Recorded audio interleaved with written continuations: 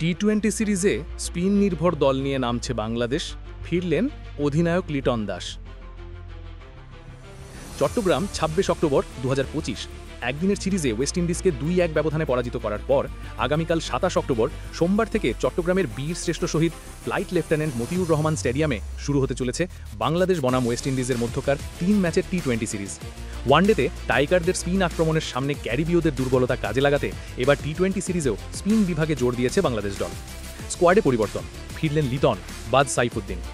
আসন্ন এই সংক্ষিপ্ত ফরম্যাটের প্রথম ২ ম্যাচের জন্য ঘোষিত ১৫ সদস্যের দলে চোট কাটিয়ে ফিরেছেন নিয়মিত অধিনায়ক লিটন কুমার দাস। এশিয়া কাপের পর চোটের কারণে মাঠের বাইরে ছিলেন তিনি। লিটনের ফেরা নিঃসন্দেহে দলের ব্যাটিং লাইন আপে শক্তি যোগাবে।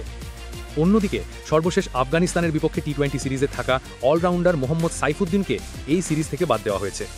তার জায়গায় দলে আনা হয়েছে স্পিন শক্তির উপর জোর দিয়ে বাঁহাতি স্পিনার নাসুম আহমেদকে, যিনি ওয়ানডে সিরিজেও শেষ ২ ম্যাচে দলের স্পিন আক্রমণকে শক্তিশালী করতে গুরুত্বপূর্ণ ভূমিকা পালন করেছিলেন।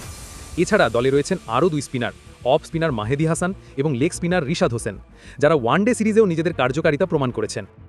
সময়সূচি: প্রথম টি-20 আগামী ২৭ অক্টোবর সোমবার, দ্বিতীয় ম্যাচ ২৯ অক্টোবর বুধবার এবং তৃতীয় ম্যাচ ৩১ অক্টোবর শুক্রবার অনুষ্ঠিত হবে। ম্যাচ শুরু ৩টি ম্যাচই শুরু হবে বাংলাদেশ সময় সন্ধে ৬টায়। ওয়ানডেতে সিরিজ জেতার পর টি-20তেও ঘরের মাঠে নিজেদের আধিপত্য ধরে রাখাই হবে টাইগারদের লক্ষ্য।